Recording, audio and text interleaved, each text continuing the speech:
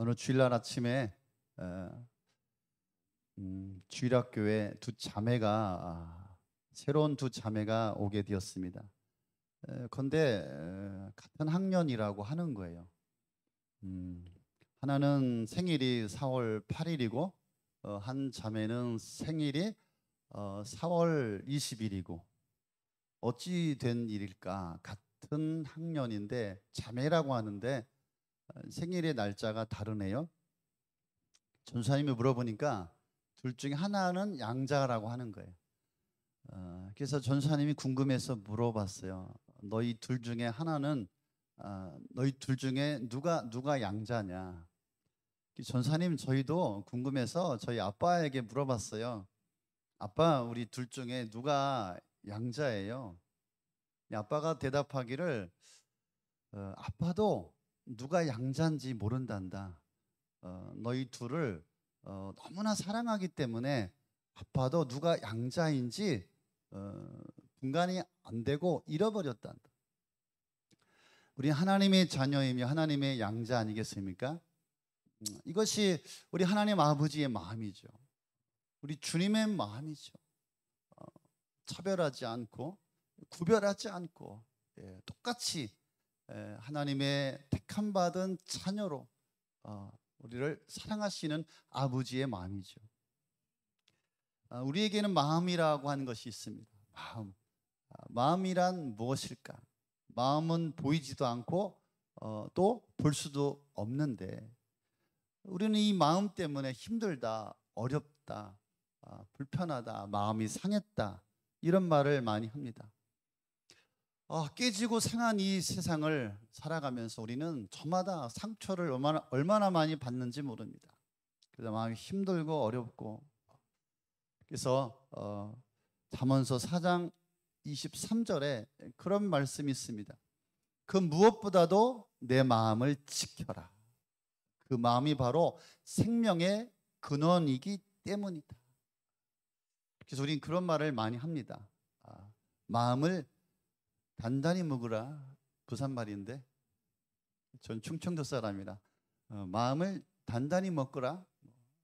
마음을 강하게 하라. 부산에서 오신 분이 비웃는가? 마음을 단단히, 마음을 강하게 먹어라. 이런 말을 하지 않습니까? 마음을 지켜라. 예배하러 온 여러분에게도 여러 가지 마음이 있을 거예요. 복잡한 마음들이 아마 있을 거예요. 여러 가지 마음을 가지고 오셨을 것 같아요. 그런데 교회는 뜻을 합하여 한 마음을 가질 때 그럴 때 그 교회가 강하고 하나님의 뜻을 이루어가는 공동체가 될 수가 있는 것입니다. 그래서 우리가 한 마음, 한 뜻, 한 마음을 가질 때 이 험악한 세상에서 주의 일을 감당하고 그래서 교회가 축복을 받고 인생의 축복을 받고 그 삶에 하나님의 축복을 받게 되는 것입니다. 근데 우리는 각자 살아온 배경이 다릅니다. 살아가는 방식도 다르고 생각과 철학과 가치관이 다릅니다. 그런 다른 사람들이 모여 있기 때문에 한 마음을 품는다는 것은 정말 어려운 것 같아요. 정말 힘든 것 같아요. 그래서 사도 바울은 빌립보 교회를 향하여서 옥중에서 유디아와 순두계라고 하는 두 자매가 갈등이 있었어요. 혹시 오늘 이 시간에 유씨 계십니까?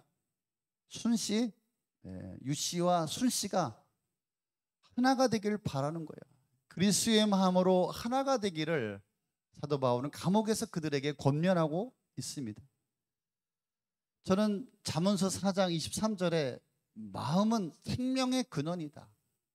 이 말씀에 꽂혔어요. 야, 그렇구나.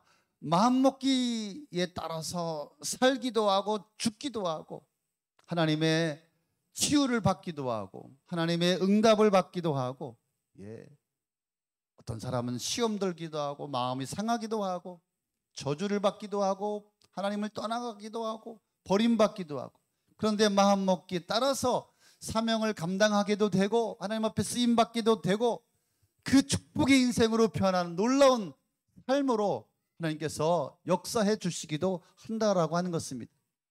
그래서 우리는 살면서 마음에 두었다, 마음에 품었다, 이런 말을 자주 합니다.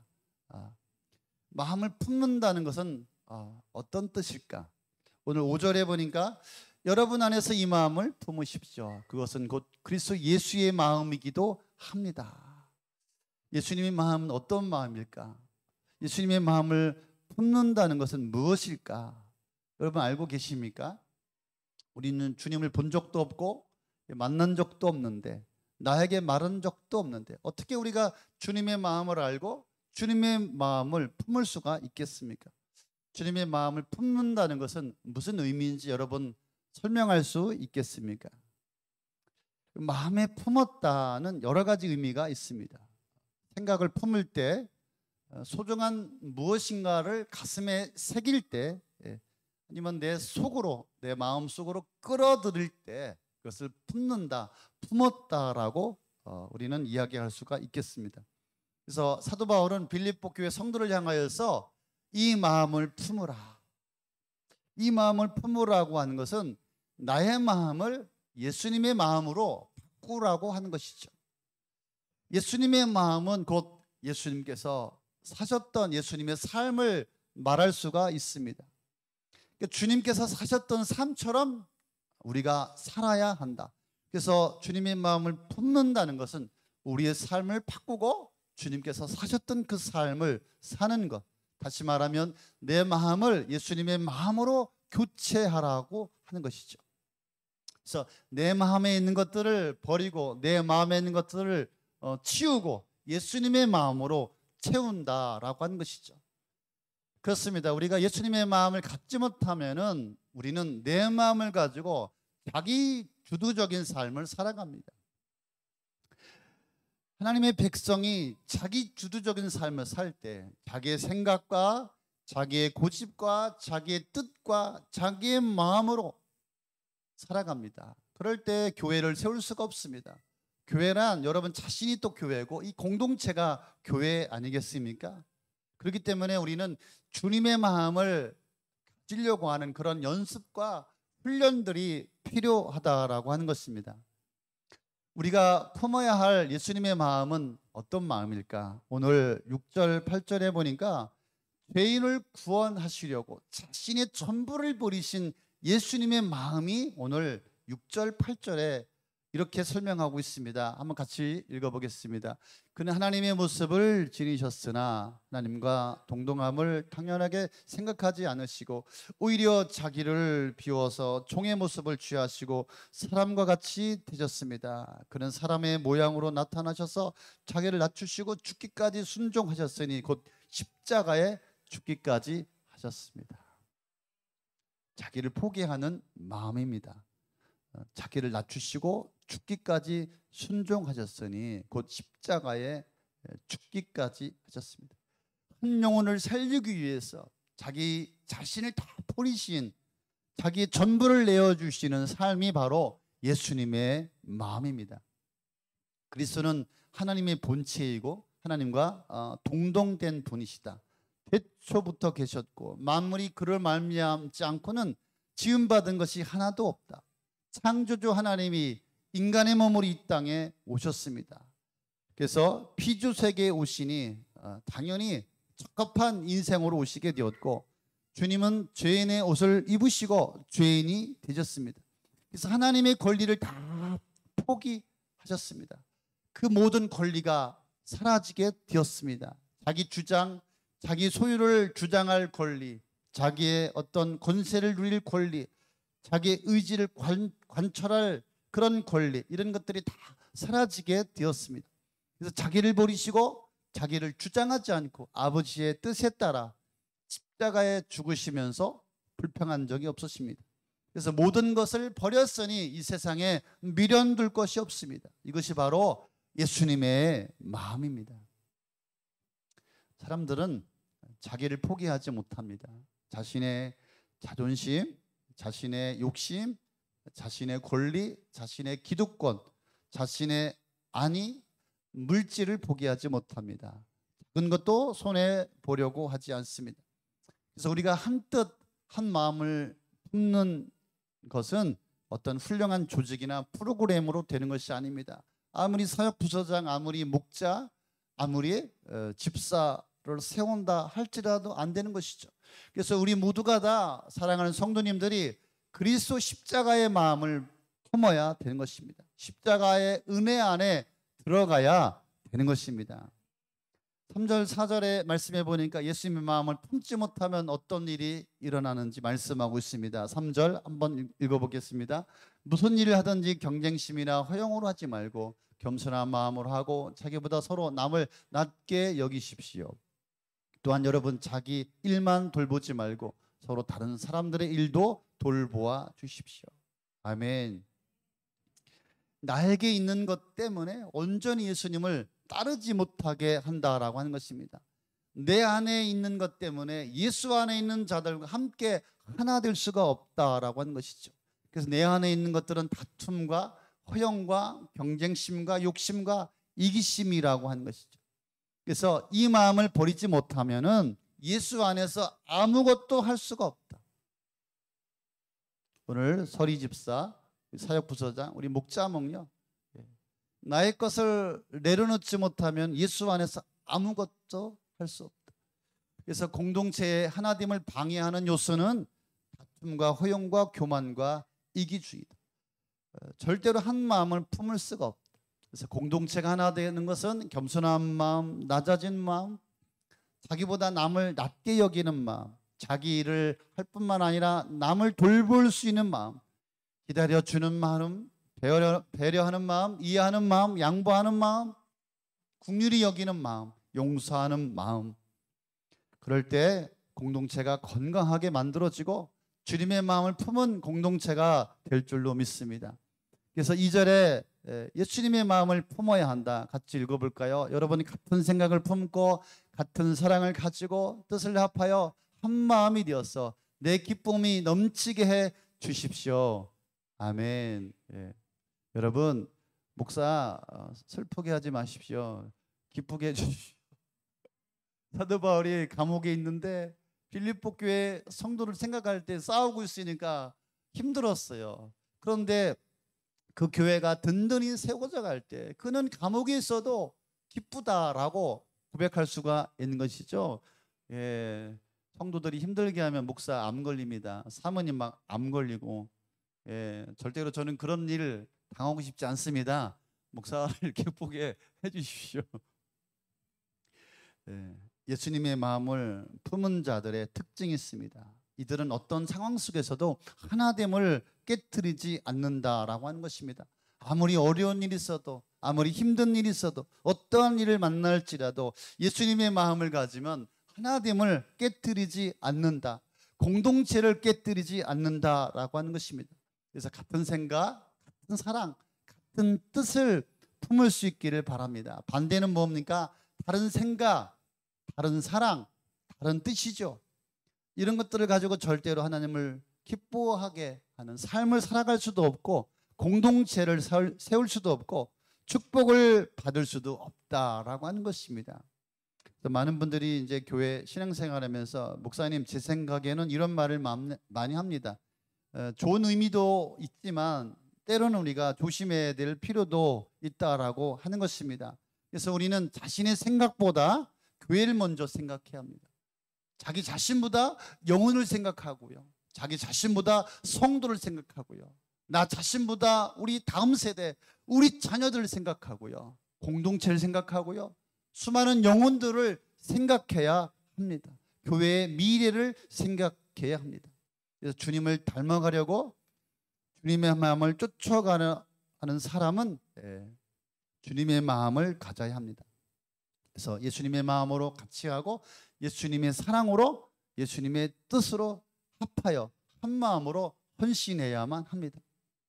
그래서 자기를 내려놓고 자기를 버리고 자기 일을 할 뿐만 아니라 오늘 말씀해 보니까 다른 사람의 일도 돌보고 자기보다 다른 사람을 높이고 섬기며 그들을 위해서 기도하며 그래서 나의 헌신을 통하여서 주님을 드러내며 하나님의 영광이 나타나야 합니다.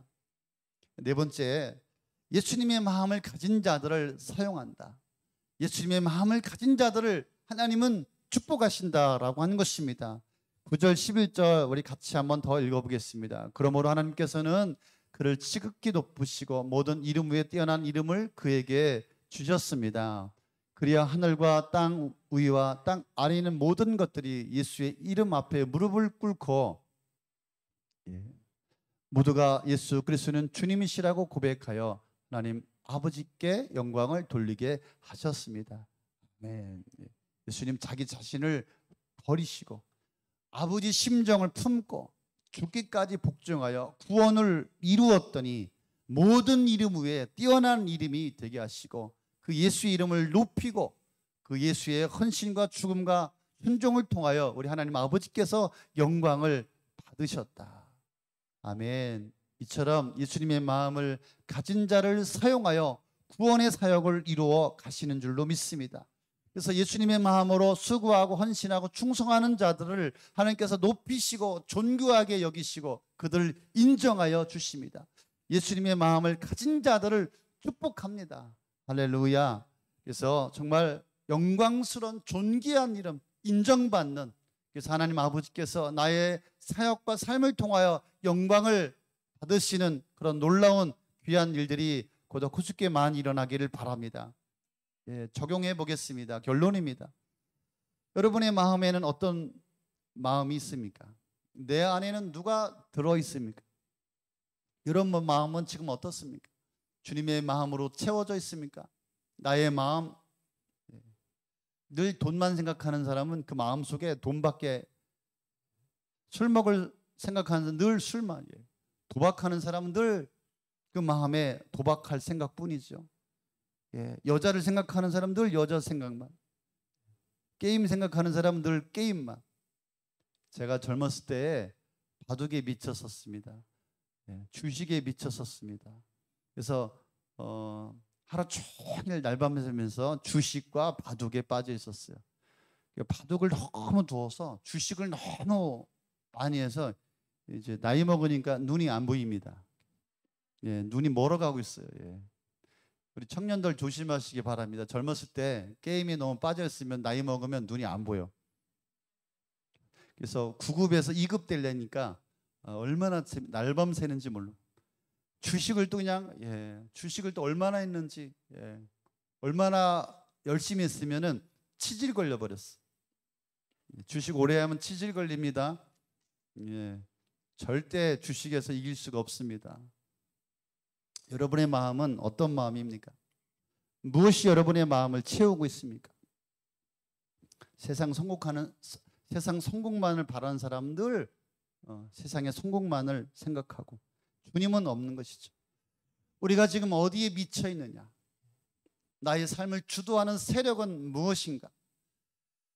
나를 주도하는 것, 내 안에 채워 있는 것이 나를 끌고 갈 것이고 그것이 나의 삶에 드러나고 나타나게 될 것입니다. 품지 말아야 될 것들을 가득 채우고 있는 것은 아닐까? 그래서 내 안에 있는 것들이 나의 삶을 주도한다. 내가 품고 있는 것들이 나의 인생을 지금 이끌고 가고 있다. 그래서 오늘 이 말씀을 들으시고 내가 버려야 될 것이 있다면 버릴 수 있기를 바랍니다. 그래서 내가 바뀌면 모든 것이 바뀐다. 할렐루야. 진짜 왜 이렇게 안 달라지십니까? 우리 남편은 왜 이렇게 안 바뀌지? 내가 바뀌면 달라집니다. 내 마음이 예수님의 마음으로 채워지면 바뀌게 됩니다. 제가 바뀐 것은 우리 집사람이 바뀌니까 제가 바뀌더라고요. 그래서 우리가 아이가 달라지려면은 아버지가 바뀌면 됩니다. 어머니가 바뀌면 됩니다. 우리 부모가 바뀌면 우리 아이들이 바뀝니다. 말할 필요가 없습니다. 그래서 다른 성도 변하게 해달라고 하지 말고 내가 변하면 그 사람이 달라지게 되고 변하게 될 줄로 믿습니다. 그래서 예수님이 내 안에 들어오셔야 해요. 예수님의 마음으로 충만하며 예수님의 마음으로 채워져야 합니다. 그럴 때 예수님의 마음이 부어지면 나는 바뀌게 될 줄로 믿습니다. 나를 바꿀 수 있는 분은 예수님밖에 없습니다. 그래서 주님이 나를 점령하도록, 나를 지배하도록 내 마음을 드립니다. 주께 맡깁니다. 어저께 집사교육하고 몇 분이었어요? 20명? 20명 넘게 식사하고 제 차에 어르신 3분을 태웠습니다. 제가 모시고 갔다 오는데 얘기를 들어보니까 누구라고는 말씀 안 할게요. 3분 다 연세가 있으셔서 깊은 우울증이 있어서 잠을 못 자고 잠을 잘 수가 없대요. 저 아직 70은 안 먹어봐가지고 잘 모르겠습니다만 우울증이 있고 그래서 다 병원 다니고 다 약을 먹고 저는 몰랐어요. 마음이 아프더라고요. 근데 인생을 살아가면서 마음이 공허하고 마음이 힘들죠. 그래서 내 마음에 주님이 찾아오시고 주님의 마음으로 채워져야 합니다. 그래서 하나님 앞에 나의 삶을 드립니다. 하나님만이 나의 소망이요, 나의 기대요, 나의 생명이요. 그래서 내 마음을 주님 앞에 이양합니다. 맡겨드립니다. 이런 기도와 이런 고백이 필요한 줄로 믿습니다.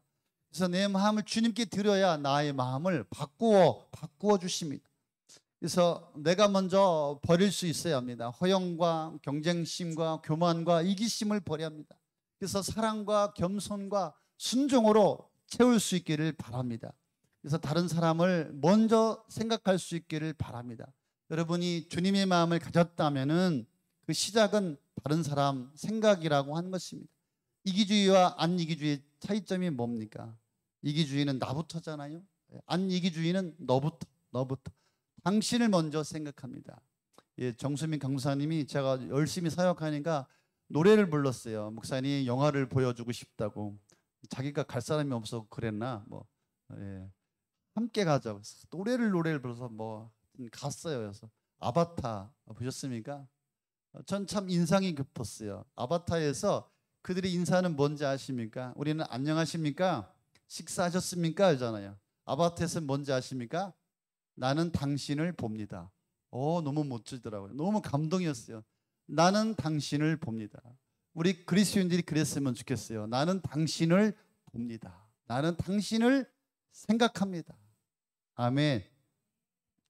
왜 부부가 법정에 갑니까? 내 마음대로 내 뜻대로 안 해준다라고 하는 것이 아니겠습니까? 그래서 예수님의 마음을 품으면 다른 사람이 먼저입니다. 그래서 예수님의 정신은 십자가의 정신입니다. 죽기까지 순종하심이라고 하는 것입니다. 그래서 내가 사는 길은 나를 바꾸는 것입니다. 나의 삶을 바꾸는 것입니다. 그래서 주님의 마음으로 사는 연습을 많이 할 수 있기를 바랍니다.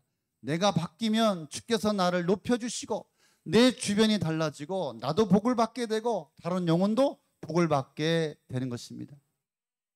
저랑 친한 목사님이 부흥 강사인데 이 목사님이 어느 교회에 부흥의 집회를 인도하러 갔다가 이 목사님이 노령의 목사님이신데 큰 교회 목사님이신데 이 담임 목사님이 주일 아침만 되면은 교회 주변에 휴지를 줍는다는 것입니다. 성도들이 그러지 마시라고 저희들이 할 테니까 제발 그만두시라고 해도 계속해서 휴지를 주었다고 합니다. 본인들이 하면 되는데 안 주우니까 이 노 목사님이 휴지를 계속 주었다라고 하는 것이죠. 그래서 왜 그렇게 목사님은 휴지를 줍느냐고 물어봤더니 그 목사님이 대답하기를 주일날 예배당에 주님이 오신다라고 하는 마음으로 예배당 주변에 휴지를 주었다. 성도들이 올 때 주님이 함께 오신다라는 마음을 가졌기에 그렇게 휴지를 주었다라고 합니다. 주님의 마음을 품은 것이죠. 저와 여러분에게 이런 주님의 마음이 품어질 수 있기를 바랍니다. 그래서 예수님께서는 십자가의 죽으심으로 온 세상에 뛰어난 이름을 받게 되었고 높임을 받게 되었습니다. 그렇습니다. 죽지 않으면 살 수 없는 법칙이죠. 죽으면 산다. 그래서 우리 찬양 중에도 죽어야 살게 되고 사실은 이런 말이 매력적이지 못합니다. 그런데 내가 죽어야 사는데 내가 죽어야 살게 되고 축복을 받고 높임을 받고 인정을 받고 존귀함을 받는데 그런데 이것이 얼마나 어려운지 모릅니다. 왜 안 될까? 제가 말씀을 준비하면서 고민합니다. 왜 안 될까? 왜 죽지를 못할까? 저는 그런 마음이 들었습니다. 하나님을 믿지 않는구나. 하나님을 믿는다고 하면서 교회를 다니고 섬기고 신앙생활을 하지만 하나님을 안 믿고 있구나. 하나님이 살아계시다라고 하는 그 인식, 그 고백, 그 기도, 하나님이 지금 살아서 나를 인도하고 붙들고 계시고 함께 하시고 나의 삶 가운데 은혜를 주신다. 이 하나님이 믿어질 때 우리는 나의 마음을 내려놓고 주님의 마음을 품을 수가 있는 것입니다. 이 마음을 품은 자를 사용하십니다. 이 마음을 품은 자를 은혜를 주시고 이 마음을 품은 자를 축복하시고 이 마음을 품은 자를 일으켜 주십니다. 이 주님의 마음을 품은 자들이 이 고독 호숫교회를 섬기며 세워갈 수 있기를 바랍니다. 교회는 세상의 빛과 소금이요, 이 세상을 비추는 공동체가 되어야 합니다. 사망 권세 아래에 신음하는 수많은 영혼들에게 생명의 빛을 전해야 합니다. 그런데 우리는 이것을 우리의 본성으로는 할 수가 없습니다. 예수 그리스도의 그 겸손한 마음, 낮아진 마음, 죽기까지 순종하는 마음, 이 마음으로 우리가 하나 될 때 우리는 가능할 것입니다. 그래서 하나님께서 이 교회를 통하여 높임을 받으시고, 그죠? 성도들이 높임을 받고 성도들이 하나님의 축복을 받는, 그래서 하나님께서 영광을 받으시는 그런 교회가 될 수 있기를 소망합니다. 그래서 여러분 예수님의 마음을 품고 살아갈 수 있기를 바랍니다. 그리스도의 마음을 품을 수 있기를 바랍니다. 예수님의 마음으로, 예수님의 눈으로, 예수님의 손으로, 예수님의 사랑으로 모든 사람을 대해 주시기를 바랍니다. 예수님의 마음으로 대해 주지 않으면 살릴 수가 없습니다. 그래서 겸손한 마음, 낮아진 마음, 나보다 남을 낮게 여기고 주님의 마음으로 영혼들을 살리는 그런 공동체, 그런 교회, 그래서 하나님 앞에 큰 축복을 받는 그런 저와 여러분이 될 수 있기를 바랍니다. 아멘. 우리 함께